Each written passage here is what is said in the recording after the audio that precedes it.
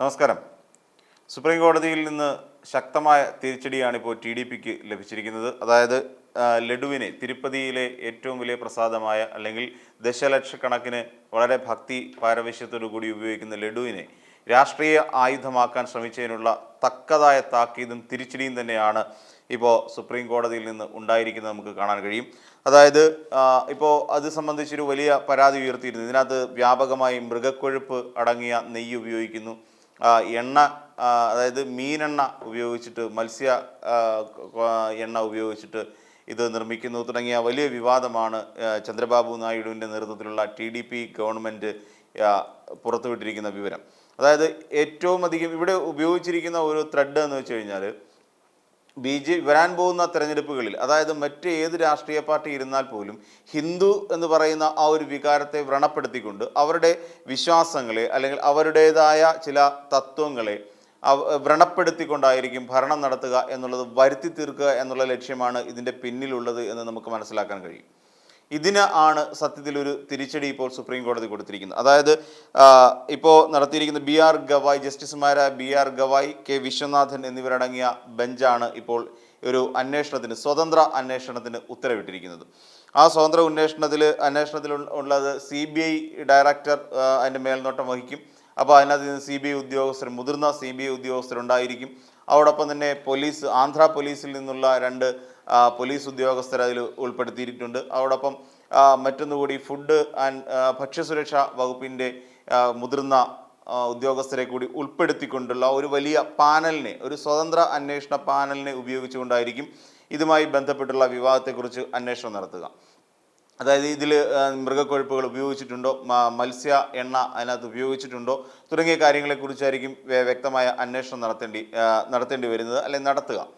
അതേസമയം ഇതിന് AR diary food products എന്ന് പറയുന്ന ഒരു കമ്പനി, തമിഴ്നാട്ടിൽ നിന്നുള്ള ദിണ്ടിഗലിൽ പ്രവർത്തിച്ചു വരുന്ന ഒരു കമ്പനിയാണ് ഇതുവരെയായി, ഏകദേശം കഴിഞ്ഞ കുറച്ച് കാലങ്ങളായി ഇപ്പോൾ ഇവർക്ക് ഈ നെയ്യ് നൽകിക്കൊണ്ടിരിക്കുന്നത്. അപ്പം ഇവർക്കെതിരെയും കേസ് പോയിട്ടുണ്ട്. അവർ പറഞ്ഞത് ഞങ്ങൾക്ക് ഇതിനേക്കാൾ ലാഭകരമായി നേരിട്ട് നല്ല ശുദ്ധമായ നെയ്യ് നൽകുന്നത് തന്നെയാണ് ലാഭം.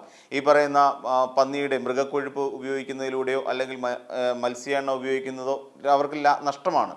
അപ്പം അതുകൊണ്ട് നെയ്യ് തന്നെയാണ് ഞങ്ങൾ ഉപയോഗിക്കുന്നത്. ഈ യാതൊരു തരത്തിലുള്ള യാതൊരു തരത്തിലുമുള്ള ഒരു കൂട്ടിച്ചേർക്കലുകൾ, മായം ഇതിനകത്ത് കലർത്തിയിട്ടില്ല. കാര്യം ഇതൊരു വിശ്വാസത്തിൻ്റെ പ്രശ്നമാണ്. അതില്ല എന്നുള്ള തരത്തിൽ ഇവരൊരു സത്യവാങ്മൂലം നൽകുകയും ചെയ്തിട്ടുണ്ടായിരുന്നു. ഈ ഒരു അവസരത്തിലാണ് നമ്മളിതിനെ കണ്ടത്. ഗുജറാത്തിലുള്ള ഏതോ ഒരു ലാബിൽ കൊണ്ടുപോയി പരിശോധിച്ചതിന് ശേഷം ഇതിനുള്ളിൽ മൃഗക്കൊഴുപ്പ് അടങ്ങിയിട്ടുണ്ട് എന്നുള്ള ഒരു വിവരം പുറത്തേക്ക് വരും. നമുക്കറിയാം, ഇത് നിർമ്മിക്കുന്ന കടലമാവ് ഉപയോഗിക്കുന്നുണ്ട്, നെയ്യ് ഉപയോഗിക്കുന്നുണ്ട്, പാല് ഇതിലെ ഒരു പ്രധാന വസ്തുവാണ്. അതോടൊപ്പം ബദാം, അണ്ടിപ്പരിപ്പ് തുടങ്ങിയ വിഭവങ്ങൾ ഉപയോഗിച്ചുകൊണ്ടാണ് ഈ തിരുപ്പതിയിലെ ലഡു ഉണ്ടാക്കുന്നത്. ദശലക്ഷക്കണക്കിന് ഭക്തരാണ് അവിടെ എത്തുന്നവർ ഇത് വാങ്ങിക്കൊണ്ട് വീടുകളിലേക്ക് പോകുന്നത്. അതോടൊപ്പം തൻ്റെ ബന്ധുക്കൾക്കും ഇത് ഈ ലഡു തിരുപ്പതിയിലെ പ്രസാദം എന്നുള്ള നിലയിൽ നൽകുകയും ചെയ്യുന്നത് പതിവാണ്. അതോടൊപ്പം ഏറ്റവും വലിയ രീതിയിൽ ഇത് വിറ്റ് പോവുകയും ചെയ്യുന്നുണ്ട് എന്നുള്ളതാണ് നമുക്ക് അറിയാൻ കഴിയുന്നത്. കോടതി ചോദിക്കുന്ന ഇത്രയും കാര്യം, നിങ്ങൾ എന്ത് തെളിവിൻ്റെ അടിസ്ഥാനത്തിലാണ് ഇത്തരത്തിലൊരു ആരോപണം ഉന്നയിച്ചിരിക്കുന്നത്, അല്ലെങ്കിൽ ഇത്തരത്തിലൊരു പ്രശ്നം ഇവിടെ ഉന്നയിച്ചിരിക്കുന്നത് എന്നുള്ളതാണ് സുപ്രീം കോടതി ചോദിക്കുന്ന പ്രധാനപ്പെട്ട ചോദ്യം. പിന്നെ സുപ്രീം കോടതി ഏത് തരത്തിലാണ് ഇതിനെ സമീപിച്ചതെന്ന് ചോദിച്ചാൽ, നിങ്ങൾ ഒരിക്കലും ഈ പറയുന്ന ദൈവത്തെ രാഷ്ട്രീയവൽക്കരിക്കാനോ അതിലൂടെ ദൈവവിശ്വാസത്തിൽ രാഷ്ട്രീയം കലർത്തിക്കൊണ്ട് ജനങ്ങളെ തമ്മിൽ ഭിന്നിപ്പിക്കാനൊരു ശ്രമം നിങ്ങളുടെ ഭാഗത്തു നിന്ന് ഉണ്ടാകാൻ പാടില്ല എന്ന് ചന്ദ്രബാബു നായിഡുവിന് തക്കതായ താക്കീത് നൽകുകയും ചെയ്തു. ദൈവവിശ്വാസത്തെ ചൊല്ലി രാഷ്ട്രീയം കളിക്കരുത്, അതോടൊപ്പം നിങ്ങളുടെ രാഷ്ട്രീയ നാടകങ്ങൾക്കുള്ള വേദിയാക്കി കോടതിയെ മാറ്റരുത് എന്നുള്ള കാര്യവും TDPയുടെ മുഖ്യമന്ത്രി കൂടിയായ ചന്ദ്രബാബു നായിഡുവിന് നൽകുന്നുണ്ട്. അതായത് പറയുന്നത് YSR കോൺഗ്രസിൻ്റെ ജഗൻമോഹൻ റെഡ്ഡി എന്ന് പറയുന്ന ഒരാൾ മുഖ്യമന്ത്രിയായിരിക്കുന്ന കാലഘട്ടത്തിലാണ് ഇത്തരത്തിലുള്ള പ്രശ്നങ്ങൾ ഉണ്ടാക്കിയത്. ഇതിലൂടെ പറഞ്ഞു വയ്ക്കുന്നത്, കോൺഗ്രസ് അല്ലെങ്കിൽ YSR കോൺഗ്രസ് അധികാരത്തിൽ കയറിയാൽ, അല്ലെങ്കിൽ NDAയുടെ സഖ്യകക്ഷി അല്ലാത്ത ഒരു പാർട്ടിക്കാർ അല്ലെങ്കിൽ ഒരു രാഷ്ട്രീയക്കാർ അധികാരത്തിൽ കയറി കഴിഞ്ഞാൽ അവിടെ എല്ലായിടത്തും ഇത്തരത്തിലുള്ള ഏതൊരു മേഖലയിലാണെങ്കിൽ പോലും ആ ഒരു പ്രദേശത്തുള്ള വിശ്വാസത്തെ വ്രണപ്പെടുത്തുന്ന തരത്തിലുള്ള പ്രവർത്തനങ്ങൾ നടത്തും എന്നുള്ള കാര്യം ജനങ്ങളെ ബോധ്യപ്പെടുത്തുന്നതിന് വേണ്ടിയിട്ടാണ് ഈ രീതിയിലൊരു നാടകം കളിച്ചത്. അതോടൊപ്പം അവിടുത്തെ ദേവസ്ഥാനത്തിൻ്റെ ആളുകൾ പോലും ഇതിനെ അനുകൂലിച്ചുകൊണ്ടാണ് രംഗത്ത് വന്നത്. അതായത് ഇത്തരത്തിൽ ഇറങ്ങുന്ന ഈ നെയ്ക്കുള്ളിൽ അല്ലെങ്കിൽ അവിടെ കൊണ്ടുവരുന്ന ഭക്തർക്ക് വിതരണം ചെയ്യാനുള്ള ലഡു നിർമ്മിക്കാൻ വേണ്ടി നൽകുന്ന നെയ്യിൽ ഈ രീതിയിൽ എല്ലാ സാധനങ്ങളും, അതായത് മൃഗക്കൊഴുപ്പുകൾ അടങ്ങിയിട്ടുണ്ട് എന്നുള്ള ഇതിനെ ബലപ്പെടുത്തുകയും ചെയ്യുന്ന തരത്തിലാണ് അവർ മുന്നോട്ട് വന്നിരിക്കുന്നതെന്ന് നമുക്ക് കാണാം.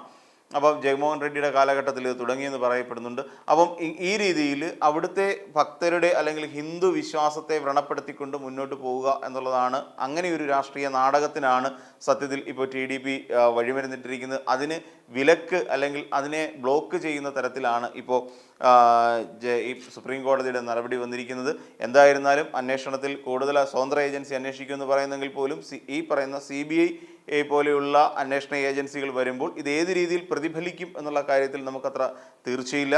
അന്വേഷണം എത്രത്തോളം സുഗമമായി നടക്കും അല്ലെങ്കിൽ എത്രത്തോളം സ്വതന്ത്രമായി നടക്കും എന്നുള്ള കാര്യത്തിൽ നമുക്ക് യാതൊരു പ്രതീക്ഷയും കൈവയ്ക്കാൻ പറ്റില്ല, അല്ലെങ്കിൽ ഉറ്റുനോക്കാൻ കഴിയില്ല. പക്ഷേ എന്നിരുന്നാൽ തന്നെയും ഇത്തരത്തിൽ ഈ ഹിന്ദുക്കളുടെ അല്ലെങ്കിൽ വിശ്വാസത്തെ രാഷ്ട്രീയത്തിനായി ഉപയോഗിക്കുന്ന ഈ ഒരു നടപടി എന്നും ചെറുക്കപ്പെടേണ്ടത് തന്നെയാണ്.